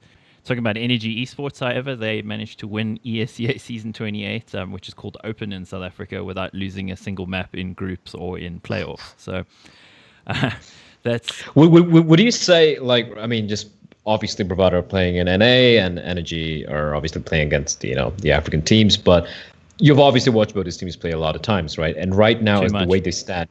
Yeah. I get it, man. I feel you. But who would you say... Who would you put as like the better team right now? Or do you think it's hard to really gauge where they stand against each other at the moment? I'd say it is tough to gauge just because Bravado have made so many changes to the way they play in terms of who does what. So that is going to mean the matchup's a little different. Energy has also made a single lineup change in the last year, and switched in-game leader. Black Poison no longer doing that. So he's now become more of a hard carry in the team than he was before because he's enabled to frag. Of course, he went over to Sweden a couple of years ago and played that side, so he's brought a lot of that experience back. If I look at the fundamental pieces, though, like Energy are a more classically good Counter-Strike team. If you look at, they have the entry fragger roll down, they have the second entry, they've got a competent AWPer, they've got good leadership, they have experience. It's they've got the pieces, whereas Bravado, it's more... They've got a star player and then other guys who've got really good aim, but maybe don't necessarily, aside from elusive, play specific roles. I think if you put them next to each other, Bravado will win based off of aim, whereas Energy has a little bit more in reserve. And Bravado have certainly added to their tactical side in the last year. They've certainly developed in that space, but it just feels to me like had, say, Energy and Bravado left at the same time, had Bravado stayed here, Energy would probably still be winning because it's just they it's kind of like the old Cloud9 iBuyPower rivalry then. Yeah, it is kind of like that actually. I do think Energy absolutely need to go somewhere else because when you lose one round in a semi-final against the second best team in the country, then maybe the time for you to be here has come and gone. You're like a teenager at the kindergarten, just like bullying the kids, right? Yes. I think this kind of reminds me a little bit, and I think we can segue from this into our final topic, perhaps. It reminds me of Renegades. Or Vox Seminar as were known back then, right? When they used to just dominate everyone, they kind of moved away. They went to NA, and then here's the thing, right? We saw that article by Professor on HLTV where and I also spoke to I think it was James back when he was in Immunity back in one of the Asian minors, where he was like, the Vox Emerald guys are kind of selfish. They don't really play against Australian teams and all that. And Sponge also explained why they didn't do that. They wanted to maintain their edge. They wanted to be different from the rest of the teams, from the rest of the team. Wanted to grab every opportunity. And I think it's kind of similar storyline-wise, where Bravado is in NA right now, Renegades are there, and meanwhile you have Energy who's really dominating everyone. On the other hand, of course, in Australia we had, I think, when it was only Immunity Nice, unless I'm mistaken, back then, and then of course everyone else came up, right? Then there was like Avant-Garde, then Chiefs came up, then there was some insane number of fucking lineup changes. But now I think there's a semblance of stability. Right in Australia, it's a solid top four. But I was going to say, we talked about it earlier, but I think it really shows the energy situation. Sorry, not NRG. With Black Poison going over, getting some experience in EU and coming back, I think it really shows just how important that experience is for building a team and getting to that next level as a player. We saw it with the Australian scene as well. It's sort of a bit of a parallel here with the Winterfox team, because that team went over. They came back, and now 4 of the 5 players from that Winterfox lineup are now in-game leading the top 4 teams in the Australian scene. That's true, and right? So now you've got, and that's sort of around the period that happened right before Chiefs got top or whatever they got at IEM Sydney in 2017. But that's when the Australian scene really started building up, and when we started to see those top 4 teams really come through and define themselves as the best teams in the country, was when those Winterfox players came back, brought the experience that they got from playing and scrimming in NA, and applied it to their teams and sort of taught the players, I guess. Yeah, I also think that like right now, NRG is like a lot more favorable position to move to another region than Bravado, because Bravado were the ones who were the pioneers, right? They took the risk, and it seems to have paid off for them, because I read this press release they had today about like this whole Project Destiny continuing, and that leads me to believe that this was successful for them so far. They are interested in continuing this, because their whole move to Texas and saying that there are a lot more stuff coming out that we can't really talk about just yet leads me to believe that they probably secure some sort of investment or something like that, which allows them to continue this project. And if you follow me on, if you follow my work, you probably also know that like my other line of work in esports is like social media and marketing. So I took the time and I did like take a look at, for example, Bravado's social media accounts to see like, okay, how let's do the numbers, how did it pay off for them, reach-wise and audience-wise, and the difference is noticeable, right? So up until like January earlier this year, before they moved out, like their followership was kind of stagnating, and once they actually moved out, their followership skyrocketed. So, and the sponsors love that, right? So when it comes to numbers and business, I do think that this probably paid off for them. And seeing that this success, I think NRG will be a lot more incentive to send out their players as well, attempt something similar. Yeah. If I can draw one more parallel to the Australian scene, I really hope for Energy's sake that they don't become the next Immunity to Renegades, like Energy to Bravado, because that was the thing. Like Renegades, anytime they need to change a player, they just go straight to Immunity. They grabbed Distillo, they grabbed Ricky, and that basically just destroyed those teams. Those teams were looking really good at the times when they had those players, and then Renegades took them, and Renegades became better, and Immunity had to go looking elsewhere. And sort of, I think Sniper just gave up at that point. Yeah, when Ustillo was taken, that's basically when Sniper stopped playing. Yeah, it's like fuck this shit. I'm just gonna switch to casting. Smart move. Yeah. That's worked out pretty well for him, actually. The interesting thing with Energy and Bravado is they don't actually seem to like each other very much, and it's there's not a lot that's been said publicly. That's kind of the same. That's also the same parallel, I think. Immunity, at least the lineup I met in, I think it was in Malaysia, like 3 years back, where it was in Malaysia, 4 years back almost, where it was James, it was Sniper, it was Stilo, and then on the other hand we had the Vox 7 guys, and they didn't seem to really like each other that much, to be honest. They're kind of like giving each other the eyes, and James was pretty open about it. He's like, these guys never really give us the practice that we want. They don't really care about the scene growing up. They just care about themselves. They're being selfish and all that. But I also get what Chad did, the reason Sponge, they wanted to maintain the edge, right? They obviously want to win as well. They don't owe the scene anything per se, right? So I get it. Pretty cool. I didn't know about the Bravado Energy not really liking each other. I think it sort of stems from Black Poison coming back from Sweden, playing in Bravado for a while, and there was some kind of falling out there, and he left to Energy, who was markedly less good than Bravado at the time, replaced one player, and just by him going there, they suddenly were better than Bravado within 3 months. So it's... I think if push comes to shove, like obviously as soon as there's big money involved and there's a serious chance to win titles, these differences between the players will be very quickly forgotten. Like it's like a French scene, right? Like as soon as you have no other opportunity, you better put aside those differences and actually start playing together, because you have no other opportunities. Yeah, I'd hope to see that.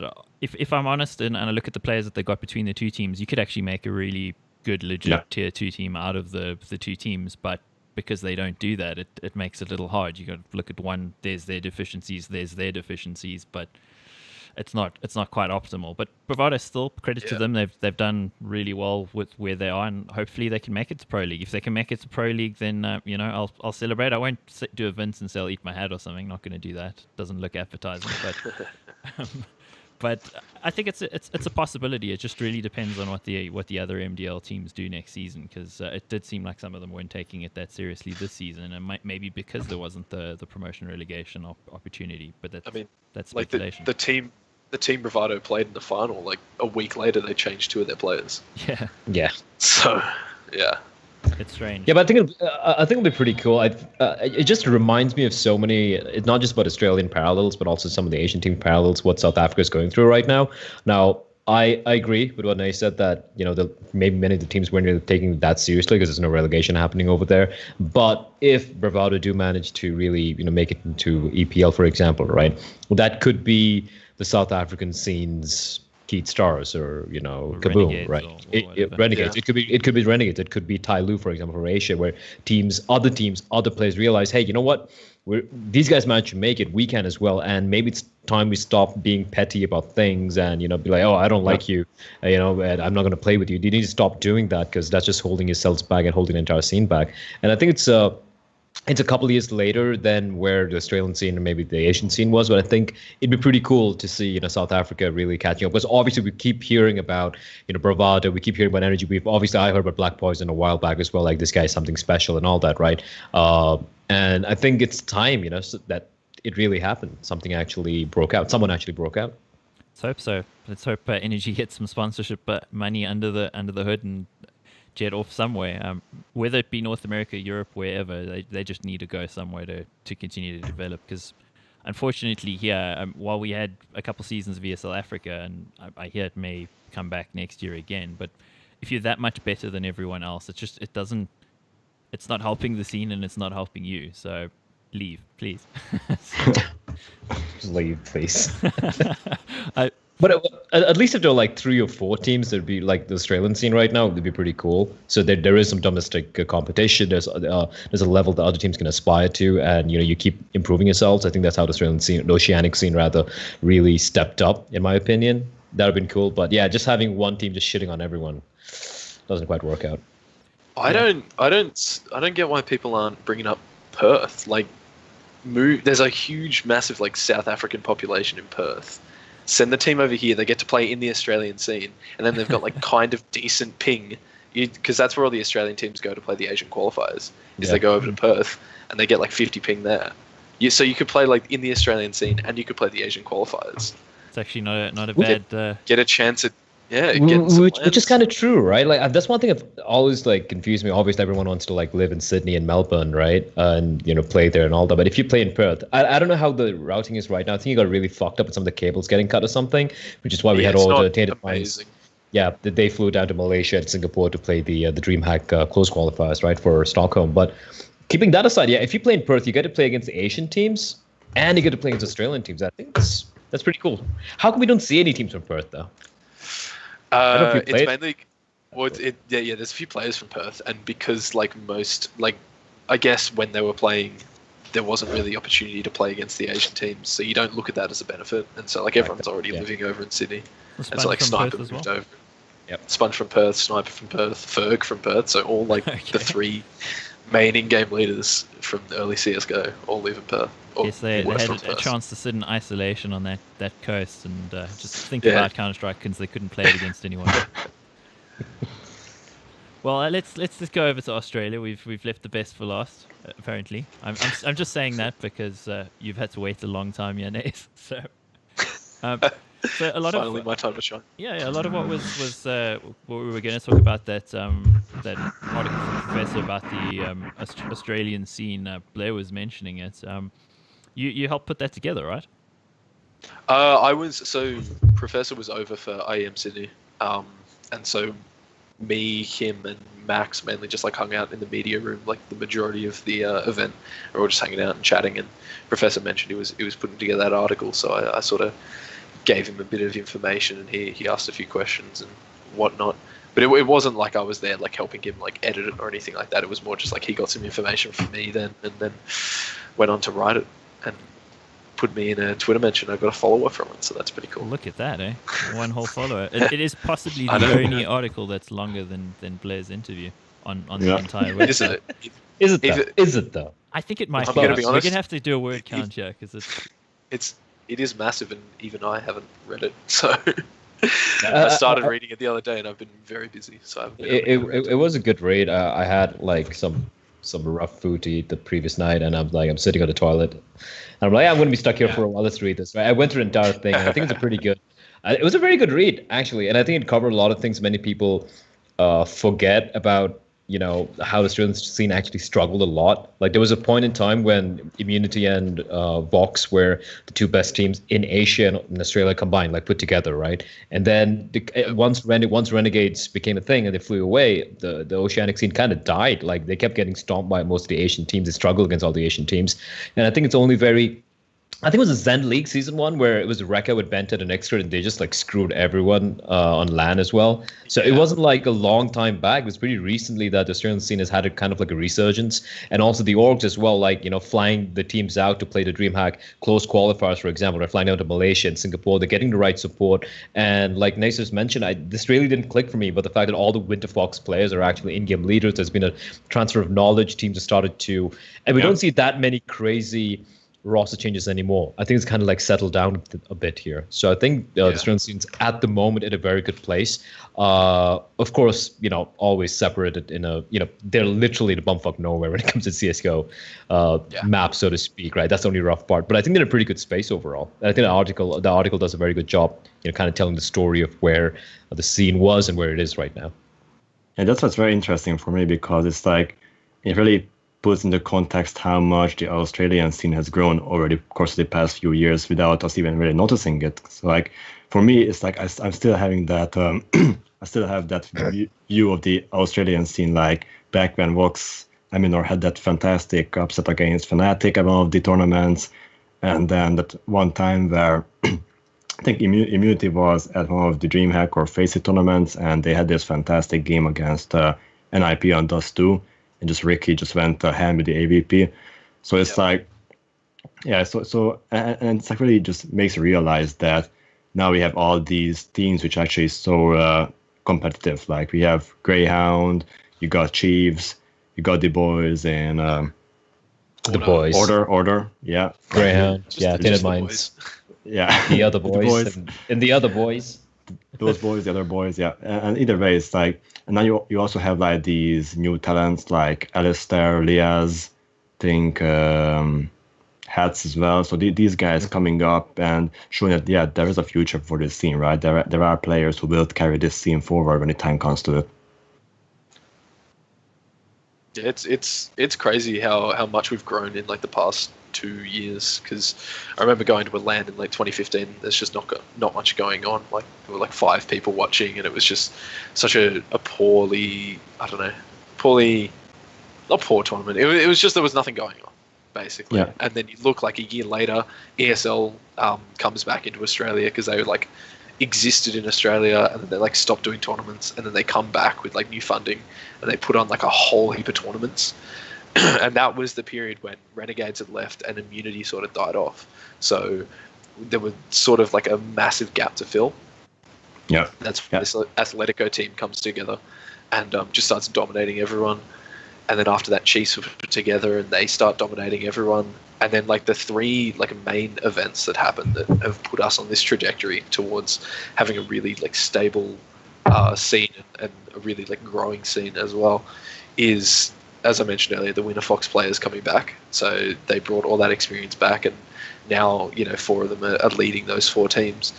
You had IEM Sydney happen, which was huge. That was massive for us. And then you had the salary increases in the scene as well.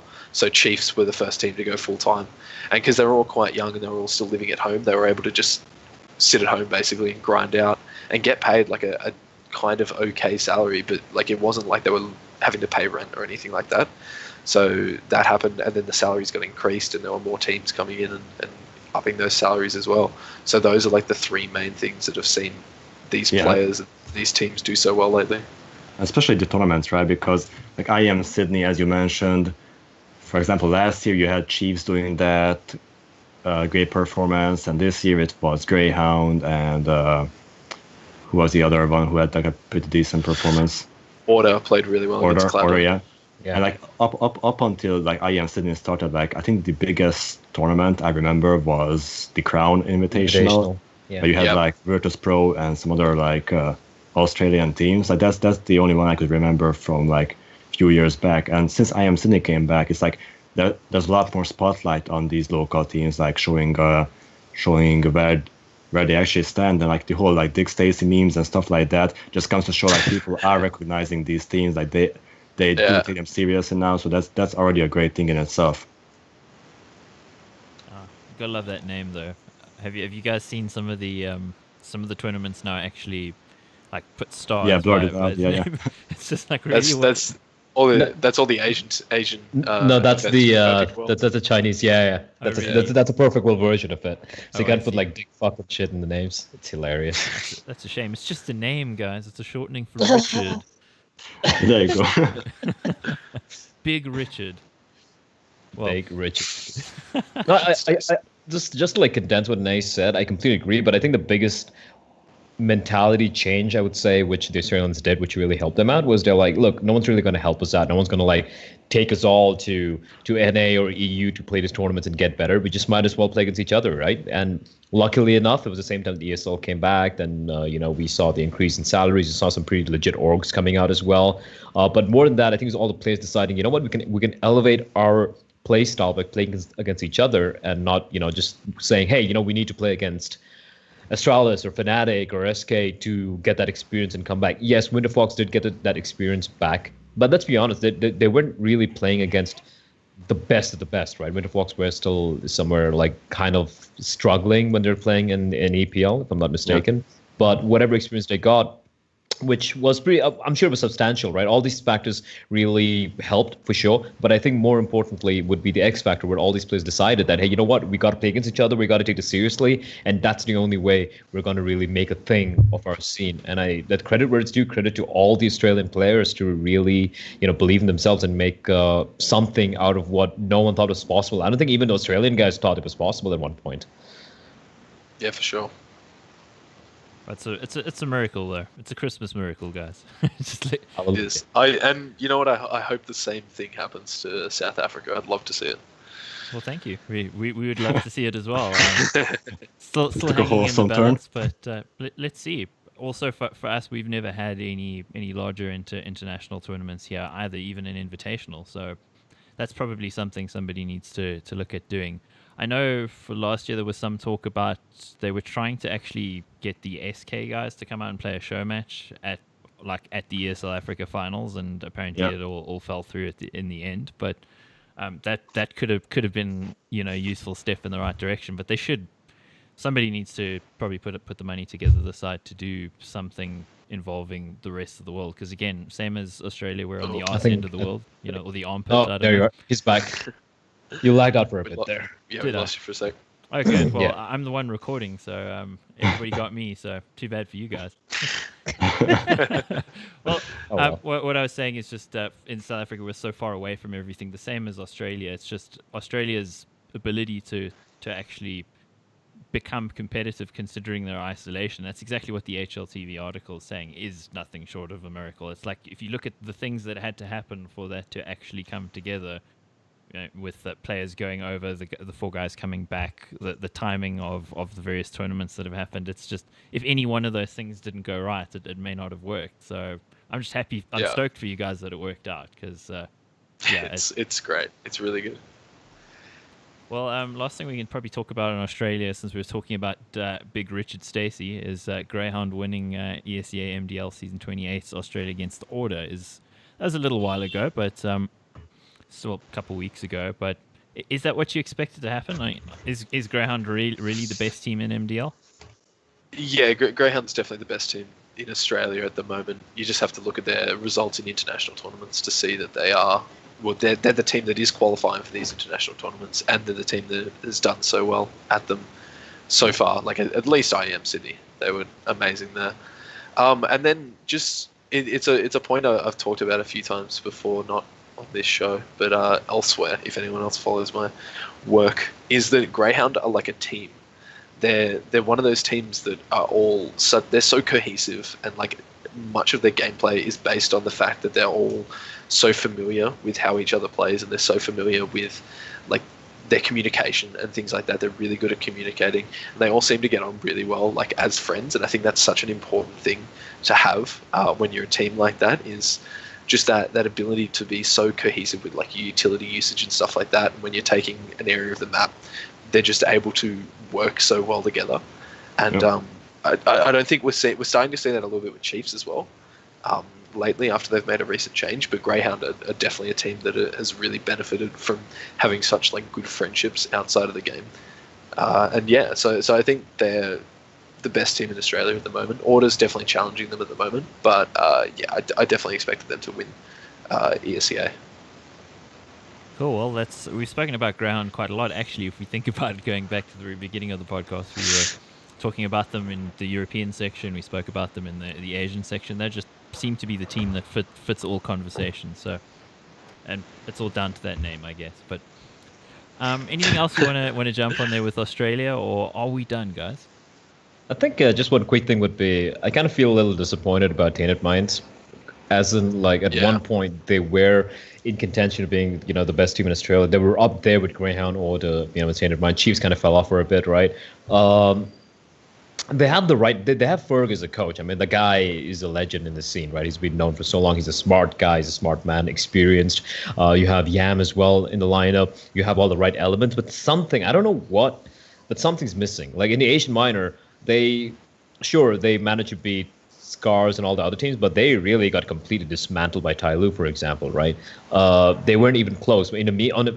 Meanwhile, like teams like Greyhound and Order, I feel can challenge the likes of a Tai Lu, can challenge the likes of Tier 2 EU teams and all that.